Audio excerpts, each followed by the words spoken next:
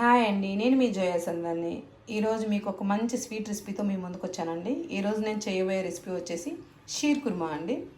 Shear kurma ఎలా చేయాలో simple మెథడ్లో మీకు చూపిస్తాను రండి. ముందుగా ఒక ప్యాన్ తీసుకోవాలండి. ప్యాన్లో వచ్చేసి ఒక 2-3 స్పూన్స్ గీ అనేది వేసుకోవాలి.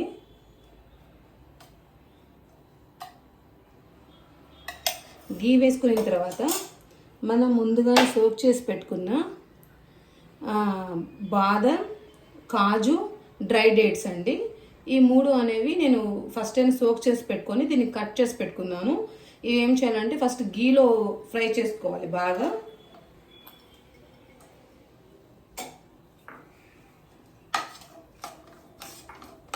బాగా గోల్డెన్ బ్రౌన్లో ఫ్రై చేసుకోవాలండి ఇవన్నీ. ఓకే అండి, ఇవి చాలా బాగా ఫ్రై అయిపోయింది. ఇవి తీసి పక్కన పెట్టుకుందాము. ఇదే ప్యాన్లో అండి నేను 1 లీటర్ వరకు మిల్క్ తీసుకున్నాను. ఈ ఫుల్ ఫ్యాట్ మిల్క్ అండి. ఇది బాయిల్ అయిపోవాలి. ఓకే, మిల్క్ అనేది బాగా బాయిల్ అయిందండి. ఇప్పుడు మనం సేమియా అనేది వేసేసుకుందాము. నేను 1 కప్ ఆఫ్ సేమియా తీసుకున్నాను. గీలో ఫ్రై చేసి పెట్టుకున్నానండి ఒక 2 మినిట్స్. ఇది మిల్క్లో బాగా కుక్ అయిపోవాలి. ఓకే అండి, సేమియా అనేది కుక్ అయింది. దీంట్లో నేను 1 కప్ ఆఫ్ షుగర్ తీసుకుంటున్నాను. 1 కప్ ఆఫ్ సేమియా తీసుకున్నాను కదా, దానికి 1 కప్ ఆఫ్ షుగర్ తీసుకున్నాను. ఈ షుగర్ కొంచెం మెల్ట్ అయిన తర్వాత మనము మిల్క్ మేడ్ అనేది యాడ్ చేద్దాము.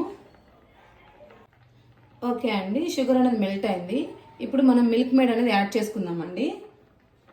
ఒక 1/2 కప్ వరకు మిల్క్ మేడ్ యాడ్ చేసుకుందాము. ఓకేనా? ఈ మిల్క్ మేడ్ యాడ్ చేసుకున్న తర్వాత కొంచెం బాగా మిక్స్ అవ్వాలి. ఇది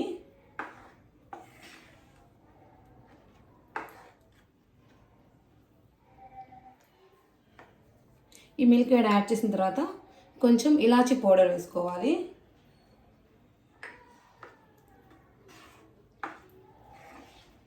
ఇలాచీ పౌడర్ వేసుకునేసి ఒక 2 మినిట్స్ అనేది కుక్ అవ్వాలి ఇవి.